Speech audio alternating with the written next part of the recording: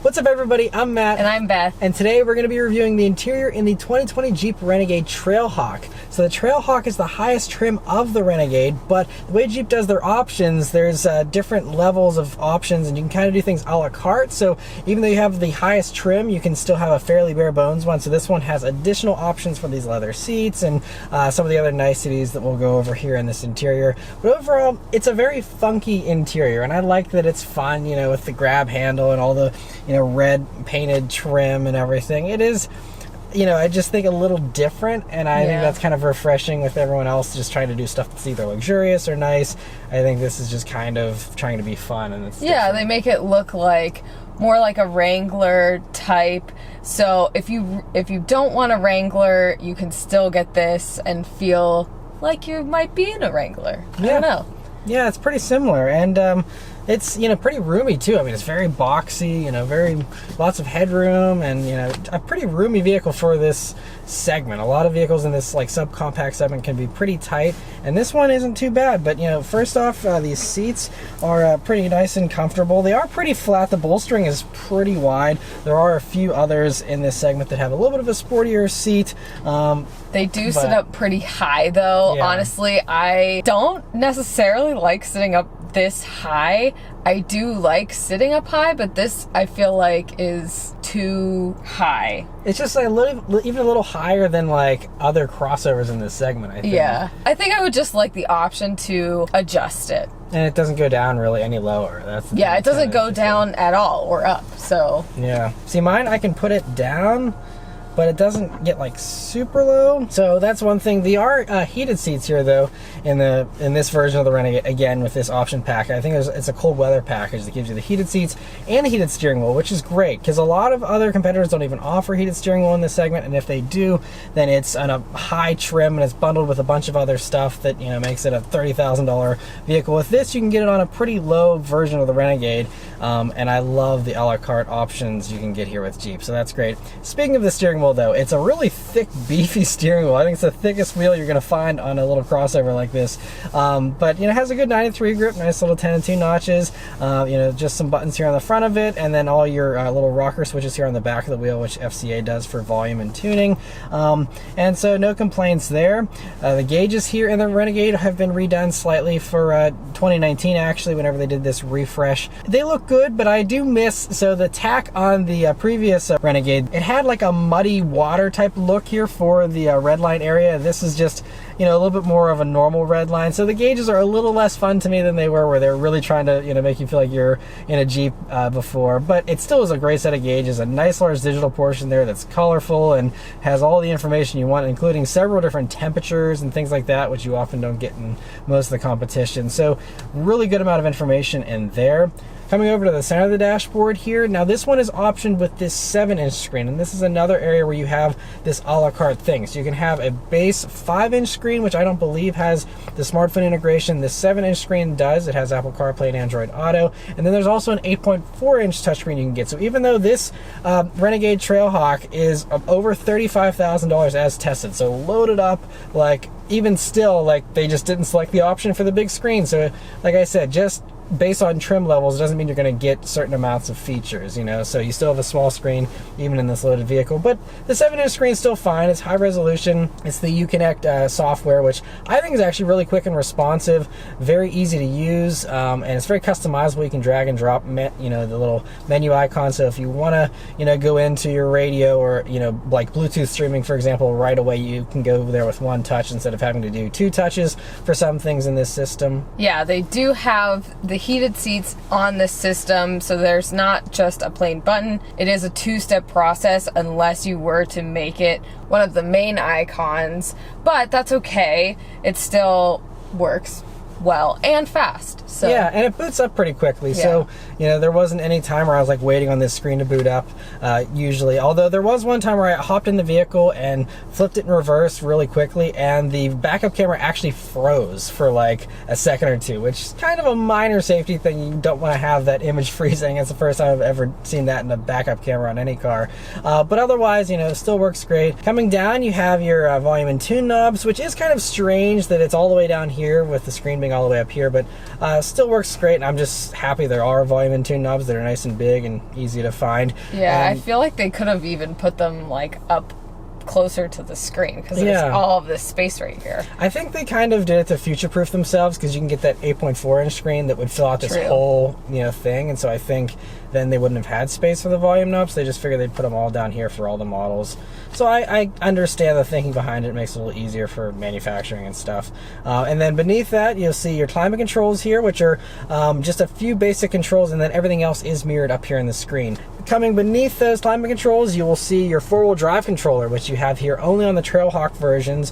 These ones have the additional lockers here with the four-wheel drive low modes. You can do some actual legit off-roading. If you're wanting a small subcompact crossover and you want to actually do a little bit of off-roading, this is basically the only pick because it just is going to annihilate all the others. Half of the other competitors aren't even all-wheel drive. So for this to have an actual four-wheel drive system with lockers and hill descent control and all that fancy stuff, this is, like I said, it's a Jeep, and so it does live up to that trail-rated badge on the outside. It will go, off-roading fairly well. Obviously, it's not going to be as good as a Wrangler or something, but still pretty good. You'll also see in that area a USB jack, an auxiliary jack, and a normal power outlet down there.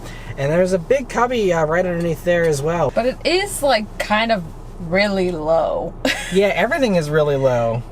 And that's another reason why I'm like not crazy about these seats not going up and down, because you can't, like, it's hard to reach that stuff. Yeah, everything's like, the cup holders are also kind of low, and this little slot you could put a phone or something there, that's low. Even going down to the bottle holders is a little bit more of a reach here in the doors than it is in some other vehicles. So yeah, it's kind of a truck type feel, I think, here in the Renegade, a little bit more than a lot of the other competitors. You also have the center armrest though, which is actually super soft and really great for resting your elbow on. And you open that up, and then you will see it's a little bit of a narrow space, but pretty deep. And so to me, that's a good amount of space. You can fit plenty of stuff in there. And so yeah, overall, I think this interior, again, I really love the red accents and all those types of things that really dress it up. The little Jeep icons here on the speakers and things like that. Speaking of the speakers, this one has this Kenwood stereo system that's an upgrade, and it's nice to have an upgraded stereo, but honestly, I was still pretty underwhelmed with the way that the stereo sounded.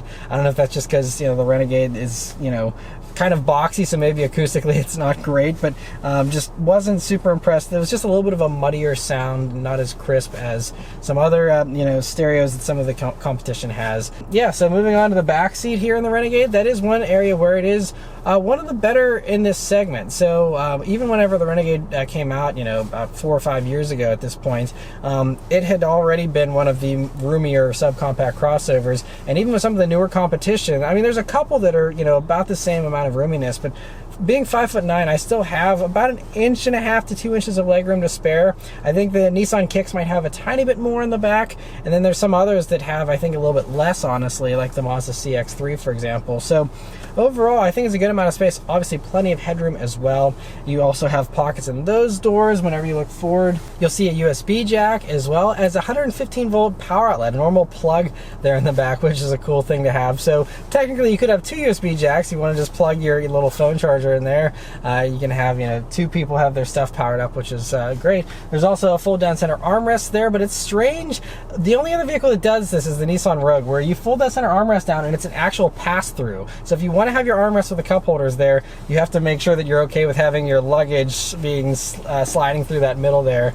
Plus, if you want to grab some 2x4s and throw them there, then you can really put them through to the front here, so you're good. Yeah. If they have some really long 2x4s. Yeah, it's great perfect for passing stuff through. It's just, you got to make sure that it's just weird, because most of the other stuff with the fold down armrest, there's still separation between the trunk.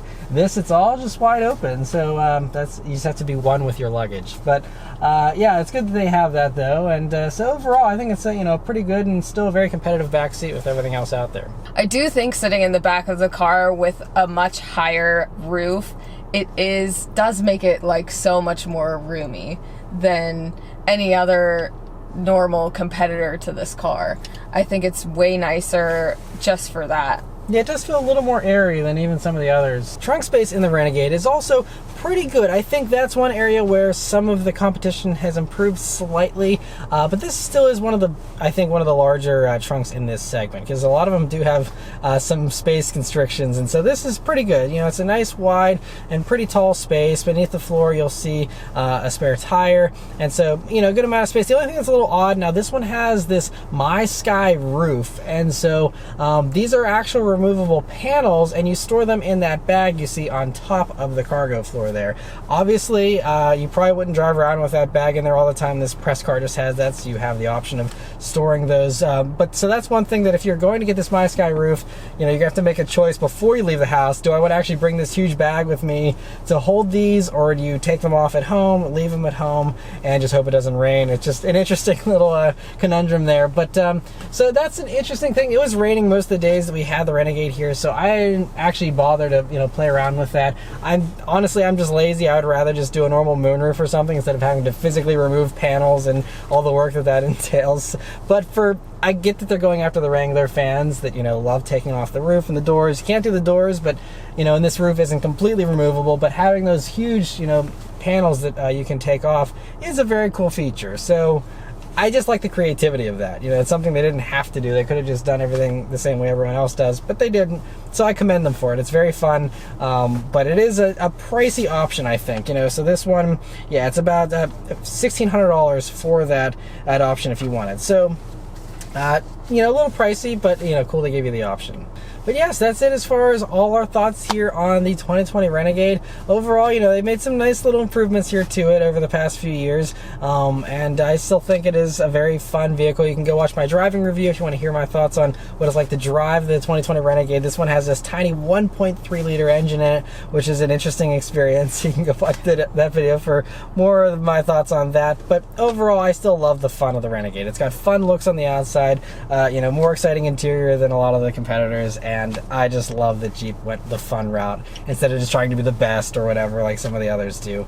And so great to see that they're just, you know, being a little different than everyone else. Yeah, it's definitely a really fun car for sure. Yeah, and the only thing is, though, I mean, like I said, this one being 35 grand, it can get pricey if you're not careful with your options. But I optioned one online myself, and you can still get a really nice one with leather, heated seats, all that kind of stuff, and still get it for about $28,000 or so, which is still a little bit high, but not quite as bad as 35. So it gets more competitive if you're careful with your options. But yeah, so that's all our thoughts here on the Renegade. So let us know your thoughts on the Renegade in the comments below. Thank you guys very much for watching. We'll see you on the next one. Take care.